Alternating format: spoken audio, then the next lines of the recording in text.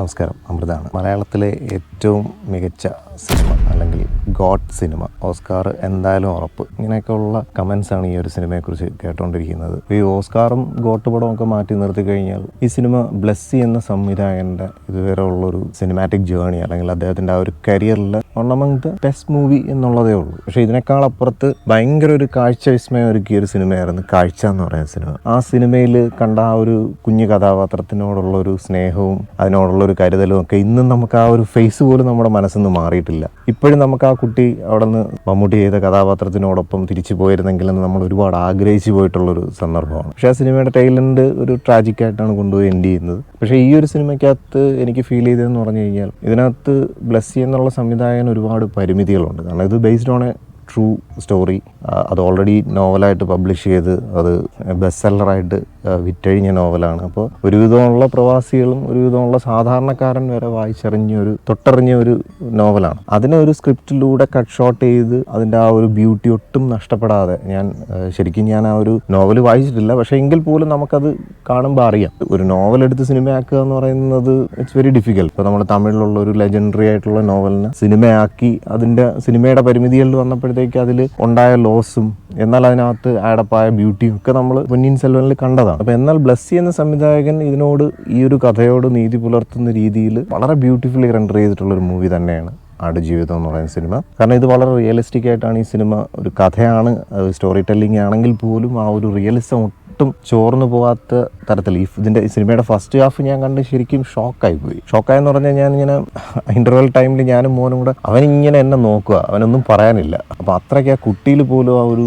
സിനിമയ്ക്ക് ഒരു ഇമ്പാക്റ്റ് കൊടുക്കാൻ കഴിഞ്ഞു. ഞാൻ പറഞ്ഞു വന്നത്, ഈ സിനിമ കാണാൻ പോകുന്ന സമയത്ത് എൻ്റെ മകൻ കുറേ സംശയങ്ങളൊക്കെ ചോദിച്ചിരുന്നു. അപ്പോൾ എനിക്ക് പൊതുവെ ഈ സിനിമകൾ കണ്ടിട്ട് പിന്നീട് ഞാൻ കുട്ടികളെ കാണിക്കാമെന്നുള്ളൊരു തീരുമാനത്തിലാണ് എത്തുന്നത്. പക്ഷേ ഈ ഒരു സിനിമ ഞാൻ ധൈര്യമായിട്ട് ഫാമിലിക്കും കൂടെ കാണത്തക്ക തരത്തിലായിരിക്കും ട്രീറ്റ് ചെയ്തിരിക്കുന്നത്. പിന്നെ സർട്ടിഫിക്കറ്റ് നമുക്ക് കാണുമ്പോൾ അറിയാമല്ലോ. അപ്പോൾ അങ്ങനെയൊക്കെ കുട്ടികൾക്ക് കോൺഫ്ലിക്ട്സ് ഉണ്ടാക്കുന്ന സീൻസൊക്കെ ഉണ്ടാവും എന്നുള്ളൊരു കൺഫ്യൂഷനിലാണ് ഞാൻ. എന്നാൽ ധൈര്യപൂർവ്വമാണ് എൻ്റെ മകനെയും കൊണ്ടുപോയത്. അപ്പോൾ പോണ വഴിക്ക് അവനിങ്ങനെ ഇരുവശങ്ങളിലും കാണുന്ന വലിയ വലിയ മണിമാളികകൾ, ഈ മണിമാളികളുടെയൊക്കെ ഒരു 10 വീടെടുത്ത് കഴിഞ്ഞാൽ അതിനകത്ത് 9 വീടുകളിലും പ്രവാസിയുടെ വിയർപ്പിൻ്റെ ഫലമായിട്ടുണ്ടായ മണിമന്ദിരങ്ങളാണ്. അപ്പോൾ ഇങ്ങനെ അന്തം വിട്ട് നോക്കുമായിരുന്നു. അപ്പോൾ ഞാൻ പറഞ്ഞു, നമ്മുടെ കേരളത്തിൻ്റെ സമ്പദ്ഘടന, ഇന്ന് കേരളം ഇങ്ങനെ നിലനിൽക്കുന്നതിൻ്റെ പിന്നിൽ പ്രവാസികളായി വിദേശ രാജ്യങ്ങളിൽ, പ്രത്യേകിച്ച് GCC കൺട്രീസിൽ പോയി വളരെയധികം കഷ്ടപ്പെട്ട് ജോലി ചെയ്ത് അവരവിടെ നിന്ന് പടുത്തുയർത്തിയ ഒരു ബേസിലാണ് നമ്മുടെ കേരളം ഇന്ന് നിലനിൽക്കുന്നത്. ഇപ്പോൾ more than A God cinema അല്ലെങ്കിൽ ഒരു ഗ്രേറ്റസ്റ്റ് ഓഫ് ഓൾ ടൈം എന്ന് പറയുന്നതിനേക്കാളും ഇത് ശരിക്കും ഒരു ട്രിബ്യൂട്ട്, അതായത് പ്രവാസികളായിട്ടുള്ള എസ്പെഷ്യലി GCC കൺട്രീസിൽ പോയി അവിടെ അധ്വാനിച്ച് ഒരുപക്ഷെ GCC കൺട്രീസിൻ്റെയൊക്കെ ഒരു വളർച്ചയിൽ ഒരു വലിയ പങ്ക് വഹിച്ചത് നമ്മൾ മലയാളികളാണെന്ന് വേണമെന്നുണ്ടെങ്കിൽ നമുക്ക് പറയാൻ കഴിയും. ഈ സിനിമ കാണുമ്പോഴത്തേക്ക് നമുക്ക് ഈ നാട്ടിൻ്റെ നന്മകളും ഈ നാട്ടിലെ സൗഭാഗ്യങ്ങളും, ഒരുപക്ഷെ ഗോഡ്സ് ഓൺ കൺട്രി എന്ന് പറയുന്ന വെറും ഒരു ടാഗ് ലൈൻ അല്ല, അതിനപ്പുറത്തേക്ക് ഇതൊരു വലിയ സ്വർഗരാജ്യത്താണ് നമ്മൾ ജീവിക്കുന്നതെന്നുള്ള ഒരു ഫീല്, അത് ഈ സിനിമയുടെ ഓരോ ട്രാൻസിഷൻസിൽ പോലും, അതായത് ആ കഥാപാത്രം ഒന്നുമില്ലാത്ത ആ മരുഭൂമിയിൽ കിടന്ന് അദ്ദേഹത്തിൻ്റെ ഓർമ്മകളിലൂടെ നാട്ടിലെത്തുമ്പോഴത്തേക്കുണ്ടാകുന്ന ഒരു ട്രാൻസിഷൻ എഫക്റ്റിൽ പോലും, അത് എഡിറ്റിങ്ങിൽ പോലും അവർ സൂപ്പറായിട്ട് അത് റെൻഡർ ചെയ്ത് വെച്ചിട്ടുണ്ട്. അപ്പോൾ നമുക്കത് ഫീൽ ചെയ്യും. പിന്നെ വെള്ളം എന്ന് പറയുന്ന ഒരു സാധനം നമ്മൾ വളരെ ദുരുപയോഗം ചെയ്യുന്ന ഒരു സാധനമാണ്. ദുരുപയോഗം ചെയ്യുന്നതെന്ന് പറഞ്ഞാൽ അതിൻ്റെ വാല്യൂ നമുക്ക് അത്രത്തോളം അറിയത്തില്ല. കാരണം നമുക്ക് സുലഭമായിട്ട് വെള്ളമുള്ളൊരു നാടാണ്. പക്ഷേ ഇതില്ലാത്തൊരവസ്ഥയിൽ മനുഷ്യൻ കിടന്ന് സ്ട്രഗിൾ ചെയ്യുന്നത് എന്തായിരിക്കും എന്നുള്ളത് അതിൻ്റെ ഒരു നേർചിത്രം ബ്ലെസ്സി ഇതിനകത്ത് വരച്ച് വെച്ചിട്ടുണ്ട് ഈ സിനിമയ്ക്കകത്ത്. അപ്പോൾ അങ്ങനെയൊക്കെ ഉള്ള ഹ്യൂമൻ ഇമോഷൻസിൻ്റെ ഒരു മൈക്രോ ലെവലിലുള്ളൊരു ഒബ്സർവേഷൻ, പിന്നെ അതിനങ്ങനെ പോർട്രേ ചെയ്യുന്നതിലുള്ളൊരു അറ്റൻഷൻ ഇൻ ഡീറ്റെയിൽ, അതെല്ലാം വളരെ സസൂക്ഷ്മം ഇദ്ദേഹം ഈ ബ്ലെസ്സി സാർ ഈ സിനിമയ്ക്കകത്ത് റെൻഡർ ചെയ്ത് വെച്ചിട്ടുണ്ട്. പിന്നെ പ്രത്യേകിച്ച് AR റഹ്മാൻ്റെ ബാക്ക്ഗ്രൗണ്ട് സ്കോറും കൂടെ ആകുമ്പോഴത്തേക്ക് അതൊരു ഇൻ്റർനാഷണൽ സ്റ്റഫ് കാണുന്ന ഒരു ഫീല് ത്രൂ ഔട്ട്. ബാക്ക്ഗ്രൗണ്ട് സ്കോറിൻ്റെ ഒരു വലിയ പരിമിതി എന്ന് പറയുന്നത് പക്ക ഡെസേർട്ടാണ്. അപ്പോൾ അതിനകത്ത് ഒരുപാട് ഇൻസ്ട്രുമെൻറ്റ്സ് ഇട്ട് യൂസ് ചെയ്യുന്നതിനൊക്കെ ഒരുപാട് ലിമിറ്റേഷൻസ് ഉണ്ട്. അപ്പോൾ അവിടെയൊക്കെ ആ ഒരു സബ്റ്റിലായിട്ടുള്ള ഒരു ബാക്ക്ഗ്രൗണ്ട് സ്കോർ അങ്ങനെ സിനിമ എങ്ങനെ ലിഫ്റ്റ് ചെയ്യുന്നുണ്ട്, അല്ലെങ്കിൽ അങ്ങനെ ഒരു എൻലൈറ്റൻമെൻറ്റ് എന്ന് പറയുന്ന ഒരു സംഭവത്തിലോട്ട് ആ സിനിമ അങ്ങനെ അപ്ലിഫ്റ്റ് ചെയ്യുന്നുണ്ട്. അത് ഭയങ്കര ഒരു ബ്യൂട്ടി തന്നെയായിരുന്നു. അപ്പോൾ ഞാൻ പറഞ്ഞു വന്നത്, എൻ്റെ മകനോട് ഞാൻ ഷെയർ ചെയ്തതുപോലെ തന്നെ ഇതിനേക്കാൾ വേദനകൾ അനുഭവിച്ച ഒരുപാട് ഇൻസിഡൻസ് ഞാൻ കേട്ടിട്ടുണ്ട്. എൻ്റെ ഫാദർ ഏതാണ്ടൊരു നിയർലി 7 years പ്രവാസ ജീവിതം അനുഭവിച്ച ഒരാളാണ്. അപ്പോൾ അതുകൊണ്ട് തന്നെ കുറേയൊക്കെ അച്ഛനിൽ നിന്നും പറഞ്ഞു കേട്ട അറിവുകളുണ്ട്. പിന്നെ ഈ അടുത്ത് ഞാനൊരു പ്രവാസിയായിട്ടുള്ളൊരു അങ്കിള്, അദ്ദേഹം ഒരു കോടീശ്വരനാണ്. പക്ഷേ അദ്ദേഹത്തിൻ്റെ ജീവിതത്തിൻ്റെ തുടക്കം അതും ഇങ്ങനെ വളരെ വിശാലമായി കിടക്കുന്ന ഒരു ഡെസേർട്ടിൽ അവിടുത്തെ പ്രോഗ്രസ് ഇന്നൊരു പക്ഷേ അവിടെയൊക്കെ വലിയ വലിയ ബിൽഡിങ്സ്, അതായത് സ്കൈ സ്ക്രാപ്പേഴ്സ് എന്ന് പറയുന്ന ബിൽഡിങ്സ് ഒക്കെ ആയിരിക്കും. പക്ഷേ അതൊക്കെ ഉണ്ടാകുന്നതിന് മുമ്പ് അതിൻ്റെയൊക്കെ ഒരു ബേസ്മെൻ്റ് ഇടുന്ന സമയത്തുള്ള റോഡ് വർക്കും കൺസ്ട്രക്ഷൻസിനും ഒക്കെ വർക്ക് ചെയ്തിട്ടുള്ള അതിലൊക്കെ ജോലി ചെയ്തിട്ടുള്ള ഒരു വ്യക്തി അദ്ദേഹത്തിൻ്റെ അനുഭവങ്ങൾ പങ്കിട്ടപ്പോഴത്തേക്ക് അദ്ദേഹം ആ ഒരു ചുട്ടുപഴുത്ത വെയിലത്ത് ജോലി ചെയ്ത് അദ്ദേഹത്തിൻ്റെ മുഖമൊന്നും കണ്ട ആളിനെ തിരിച്ചറിയാൻ പറ്റാത്ത രീതിയിൽ കറക്കും. പിന്നെ ഇതിനിടയിൽ ഒരു ഷെയ്ഡെന്ന് പറയുന്നത് ഇല്ല. അപ്പോൾ രാത്രി ജോലിയൊക്കെ കഴിഞ്ഞ് വാഹനങ്ങളിൽ അവരെ കൊണ്ടുപോയി റൂമിൽ കൊണ്ട് ചെന്ന് കഴിഞ്ഞാൽ അവിടെ AC ഒക്കെ ഉണ്ട്, എല്ലാം ഉണ്ട്. പക്ഷേ എങ്കിലും അതുവരെ കാലത്ത് എഴുന്നേറ്റ് ഈ വർക്ക് നടക്കുന്ന സമയം ഫുൾ അവർ വെയിലത്തങ്ങനെ പൊള്ളുന്ന വെയിലത്ത് നിൽക്കുകയാണ്. അപ്പോൾ അങ്ങനെ ഒത്തിരി കഥകളുണ്ട്. പിന്നെ ഇതുപോലെ തന്നെ ഞാനൊരു ട്രാജഡി കേട്ടിട്ടുള്ളതാണ്. ഇപ്പോൾ ഈ സിനിമയ്ക്കകത്ത് ഒട്ടകവും ആട് ഇങ്ങനെയൊക്കെ ഉള്ളതിനെ മേയ്ക്കുന്നതായിട്ടുള്ളൊരു എക്കോസിസ്റ്റം ആണെന്നുണ്ടെങ്കിൽ മനുഷ്യർക്ക് ഇറങ്ങി നിൽക്കാൻ പറ്റുന്ന കടലിൽ കൊണ്ട് ഇറക്കിയിട്ട്, അതായത് ഈ പണി ചെയ്ത് ഒരു പരിചയമില്ലാത്ത ആളുകൾ നമ്മളെ സൈസുള്ള മീനിനെ കൈകൊണ്ട് പിടിച്ച് ബോട്ടിൽ കൊണ്ടുവരേണ്ട ഒരു ജോലി. അപ്പോൾ അത് ചെയ്ത് ആ പണി ചെയ്ത ആൾ തന്നെ എൻ്റെ അടുത്ത് പറഞ്ഞിട്ടുള്ളൊരു സംഭവമാണ്. അങ്ങനെ നമ്മളൊന്നും കാണാത്തതും കേൾക്കാത്തതുമായിട്ടുള്ളൊരു കഥ ഒരു പ്രവാസിയുടെ ജീവിതത്തിലുണ്ടെന്നുള്ളതാണ് എൻ്റെ വാസ്തവം. അപ്പോൾ അതിൻ്റെ ഒരു നേർചിത്രം ബ്ലെസ്സി സാർ ഈ സിനിമയിലൂടെ നമ്മളിലേക്ക് അങ്ങനെ ഒരു സ്പിരിച്വൽ എസൻസോടുകൂടി അങ്ങനെ പകർന്നു തരുന്നുണ്ട്. പിന്നെ ബ്ലെസ്സി സാറിൻ്റെ സിനിമകളിൽ ഞാൻ ശ്രദ്ധിച്ചിട്ടുള്ളൊരു കാര്യം എന്ന് പറഞ്ഞാൽ പ്രകൃതിയുമായിട്ടുള്ള മനുഷ്യൻ്റെ ഒരു സിങ്ക് അത് കുറേയൊക്കെ അദ്ദേഹം ആ സിനിമകളിൽ ഒരു സബ്റ്റിലായിട്ട് അങ്ങനെ പറഞ്ഞു പോകാറുണ്ട്. അത് പല സിനിമകളിലും ഞാൻ വളരെ ക്ലോസ്ലി ഒബ്സർവ് ചെയ്തിട്ടുള്ളൊരു കാര്യമാണ്. അതായത് പ്രകൃതിയുമായിട്ട് മനുഷ്യനുണ്ടാകുന്ന ഒരു ആത്മബന്ധത്തെ സിനിമയിലൂടെ കമ്മ്യൂണിക്കേറ്റ് ചെയ്യാൻ അയാൾ പലപ്പോഴും ശ്രമിക്കും. അതിപ്പോൾ പ്രകൃതി മാത്രമല്ല, മറ്റ് ജീവജാലങ്ങളുമായിട്ടുള്ളൊരു മനുഷ്യൻ്റെ ഒരു ആത്മബന്ധമൊക്കെ ഈ ഒരു സിനിമയ്ക്കകത്ത് വളരെ സബ്റ്റിലായിട്ട് അങ്ങനെ ഡിസ്കസ് ചെയ്ത് പോകുന്നുണ്ട്.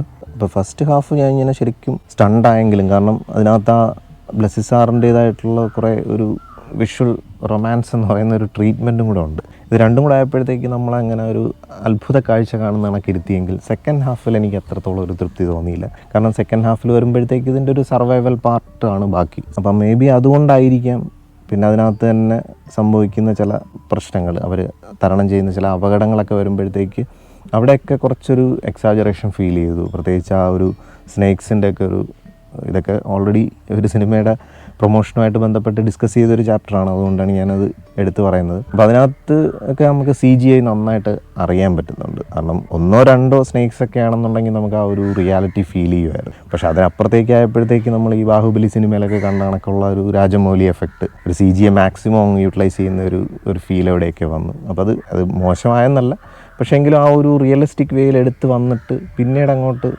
പല ട്രാൻസ്ഫോർമേഷൻസ് സംഭവിക്കുമ്പോഴത്തേക്ക്, പിന്നെ അതുപോലെ ആ പൊടിക്കാറ്റടിക്കുന്നതും അവിടെയൊക്കെ വന്നപ്പോഴത്തേക്ക് CGIയുടെ ആ മാക്സിമം ഇൻവോൾവ്മെൻറ്റ് മേ ബി ഈ ഒരു സിനിമയ്ക്കകത്തൊരു വാവ് ഫാക്ടർ ഉണ്ടാക്കാൻ വേണ്ടി ശ്രമിച്ചതായിരിക്കാം. പക്ഷേ അതൊക്കെ വളരെ സബ്റ്റിലായിട്ട് കൊണ്ടുവരുന്നെങ്കിൽ, അല്ലെങ്കിൽ അത്രയും വലിയൊരു വാവ് എൻഹാൻസ്മെൻറ്റ് വരുത്താതെയും വളരെ സിമ്പിളായിട്ട് പോലും ആ സിനിമയ്ക്കകത്തൊരു അതിൻ്റെ ആ ഒരു റിയലിസ്റ്റിക് അപ്രോച്ചിനെ ഹേർട്ട് ചെയ്യാതെ കൊണ്ടുപോകാൻ കഴിയുമായിരുന്നത്. പ്രത്യേകിച്ച് ബ്ലെസ്സി സാറിന് അത് ഈസി ആയിട്ട് കഴിയുമായിരുന്നു എന്ന് തോന്നി. അപ്പോൾ അവിടെയൊക്കെ കുറച്ചൊരു അപാകത തോന്നി. അതുകൊണ്ട് തന്നെ സെക്കൻഡ് ഹാഫ് ഒരു ഡോക്യുമെൻ്ററി ഫോമാറ്റ് പോലെയാണ് എനിക്ക് ഫീൽ ചെയ്തത്.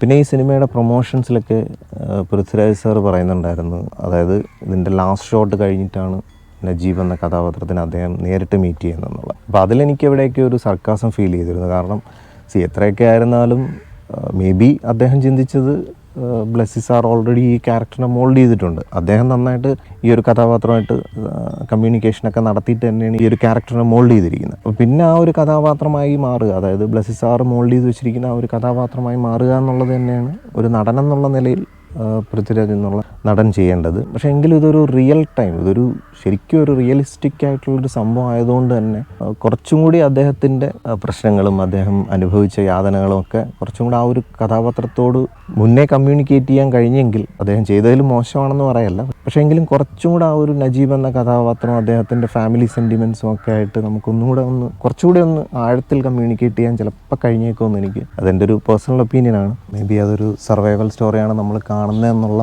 ആ ഒരു മൈൻഡ് സെറ്റിൽ ഇരുന്നുകൊണ്ടാണോ എന്ന് അറിയത്തില്ല. കാരണം അതിൻ്റെ ഒരു സർവൈവൽ പാർട്ടിൽ എത്രത്തോളം എക്സ്റ്റെൻസീവായിട്ടാണ് അത് ചെയ്യുന്നത്, അത് കാണുക എന്നുള്ളൊരു ബോധ്യത്തിൽ നമ്മളിരുന്ന് സിനിമ കണ്ടുകൊണ്ടായിരിക്കാം മേ ബി എനിക്ക് അങ്ങനെ ഫീൽ ചെയ്തത്. പിന്നെ പൃഥ്വിരാജ് എന്ന ആക്ടറുടെ ഒരു ബോഡി ട്രാൻസ്ഫോർമേഷൻ കുറച്ച് റിസ്ക് ഒക്കെ എടുത്തിട്ട് തന്നെ മാക്സിമം അത് ത്രോട്ടിൽ ചെയ്തതിൻ്റെ ഒരു മാക്സിമം ലെവലിൽ, അത് പ്രത്യേകിച്ച് ആ ഒരു ട്രാൻസ്ഫോർമേഷൻ്റെ ഒരു വിഷ്വൽ എക്സ്പീരിയൻസ് നന്നായിട്ട് ഈ സിനിമയ്ക്കകത്ത് മാക്സിമം എക്സ്പ്ലോയിറ്റ് ചെയ്ത് കാണിച്ചിട്ടുണ്ട്.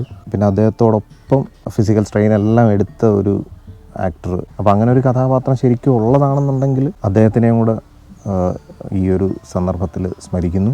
പിന്നെ ഈ സിനിമയുടെ ഒരു ടെക്നിക്കൽ സൈഡിൽ ഞാൻ ശ്രദ്ധിച്ചൊരു കാര്യം എന്ന് പറഞ്ഞു കഴിഞ്ഞാൽ ഫസ്റ്റ് ഫേസിലുള്ള ഒരു ക്യാമറാസ് ഒന്നും അല്ലെന്ന് തോന്നുന്നു സെക്കൻഡ് ഫേസിൽ. കാരണം ഇൻ്റർവെല്ലിന് ശേഷമുള്ള സെഷൻസിലെല്ലാം CG യിൽ വന്ന അഡ്വാൻസ്മെൻ്റ് ആയിരുന്നാലും ക്യാമറയുടെ ഒരു വിഷ്വൽ അപ്പീലായിരുന്നാലും എല്ലാം കുറച്ചും കൂടെ ഒന്ന് അഡ്വാൻസ് ചെയ്യുന്നതായിട്ട് ഫീൽ ചെയ്തു.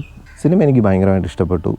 എന്നെ അങ്ങനെ പിടിച്ചിരുത്തി. ഫസ്റ്റ് ഹാഫ് ഞാൻ ഈ പറഞ്ഞ കണക്ക് ഈ അടുത്ത കാലത്തൊന്നും ഇങ്ങനെ പിടിച്ചിരുത്തി നമ്മളെ ഇമോഷണലി ഇത്രയും കണക്ട് ചെയ്ത് വേദനിപ്പിച്ചിരുത്തിയ ഒരു സിനിമ ഈ അടുത്ത കാലത്തൊന്നും ഉണ്ടായിട്ടില്ല. അപ്പോൾ അതുകൊണ്ട് തന്നെ ഞാൻ ഫിലിമിന് IMDb ഔട്ട് ഓഫ് 10 9 റേറ്റ് ചെയ്യുന്നു. പിന്നെ ഇതിൻ്റെ ടെക്നിക്കൽ പാർട്ടിൽ വരുമ്പോൾ ക്യാമറാമാൻ, അതുപോലെ സൗണ്ട് എഞ്ചിനീയർ റസൂൽ പുക്കിട്ടി സാറാണ് ചെയ്തിരിക്കുന്നത്.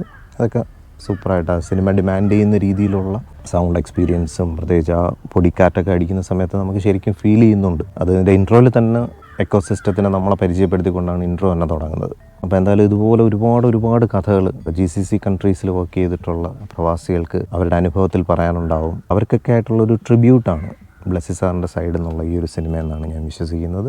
അവിടെ ഈ സിനിമയ്ക്കകത്ത് വളരെ പെയിൻഫുള്ളായിട്ട് നമുക്ക് തോന്നിയെന്ന് പറഞ്ഞു കഴിഞ്ഞാൽ ഇവരെ പിടിച്ച്, അതായത് ഇവർ ഓൾറെഡി സ്പോൺസറിൻ്റെ അണ്ടറിൽ നിന്ന് ഇവർ രക്ഷപ്പെട്ടു പോവുകയാണ്. തിരിച്ച് വീണ്ടും പോലീസിൻ്റെ കൈകളിൽ എത്തിയാൽ പോലും ആ സ്പോൺസറിന് അവരോടൊരു ഡോമിനേഷനുണ്ട്. ആ ഡോമിനേഷനും ഈ മൂവിക്ക് അത് ഡിസ്കസ് ചെയ്യുന്നുണ്ട്. അതെനിക്ക് ഭയങ്കരമായിട്ട് വളരെ പെയിൻഫുള്ളായിട്ട് തോന്നിയതാണ്. കാരണം ഇവരനുഭവിച്ച യാതനകളൊന്നും ചിലപ്പോൾ ആ ചാപ്റ്റേഴ്സൊന്നും അവിടെ ഡിസ്കഷനിൽ വരണമെന്ന് പോലും ഇല്ല. കാരണം അവരവരുടെ ലാംഗ്വേജിൽ പറയുന്ന അതിനകത്ത് വെച്ച് തന്നെ അടിച്ചിട്ടാണ് ഇവരെ വീണ്ടും പലരെയും അവർ സ്പോൺസർ ആണെന്നുണ്ടെങ്കിൽ സ്പോൺസർക്ക് ഇവരിലോടുള്ള ആധിപത്യം ഈ സിനിമയുടെ അകത്ത് നന്നായിട്ട് കാണിച്ചിട്ടുണ്ട്. അപ്പോൾ ശരിക്കും അതൊക്കെ ഹൈലൈറ്റ് ചെയ്ത് കാണിക്കുന്നുണ്ടായിരിക്കാം GCC കൺട്രീസ് ഈ സിനിമ വിത്ത്ഹെൽഡ് ചെയ്തിരിക്കുന്നത്. എന്നാലും കുട്ടിക്കാലത്ത് മുതലേ നമ്മുടെയൊക്കെ മനസ്സിലുണ്ടായിട്ടുള്ളൊരു സങ്കല്പമാണ് അത് പൈസ ഉണ്ടാക്കണമെന്നുണ്ടെങ്കിൽ അവസാന കൈക്ക് വിദേശ രാജ്യങ്ങളിൽ പോകാം, എസ്പെഷ്യലി ഗൾഫിൽ. എനിക്ക് ഭയങ്കര ഒരു ഡ്രീമായിരുന്നു ഗൾഫിൽ പോയി കുറച്ച് പൈസയൊക്കെ ഉണ്ടാക്കണം എന്നുള്ള. പക്ഷേ ഈ ഒരു സിനിമ കാണുമ്പോഴത്തേക്ക് നമ്മുടെ നാട്ടിൽ നിന്ന് നമ്മൾ ഈ അധ്വാനിക്കുന്നതും അത് മടങ്ങുകൾ നോക്കുമ്പോൾ നമ്മളിവിടെ 1000 രൂപ ഉണ്ടാക്കിയാൽ ചിലപ്പോൾ അതിൻ്റെ ഒരു 10 മടങ്ങായിരിക്കും നമ്മളൊരു വിദേശ രാജ്യത്ത് വർക്ക് ചെയ്യുമ്പോൾ നമ്മൾ ഉണ്ടാക്കുന്നത്. പക്ഷേ എങ്കിലും നമ്മൾ നമ്മുടെ നാട്ടിൽ തന്നെ അധ്വാനിച്ച് ജീവിക്കുമ്പോൾ കിട്ടുന്ന ഒരു സുഖം, ഇവിടെ ജീവിക്കുന്ന ഒരാളെന്നുള്ള നിലയിൽ അതിൻ്റെ ഒരു ആത്മനിർവൃതി കൂടി ഇതിനോടൊപ്പം പങ്കുവയ്ക്കുന്നു. മറ്റൊരു ബ്ലിസ്ഫുൾ സ്റ്റോറിയായിട്ട് നമുക്ക് വീണ്ടും കാണാം. Thank you for watching and thank you for supporting me.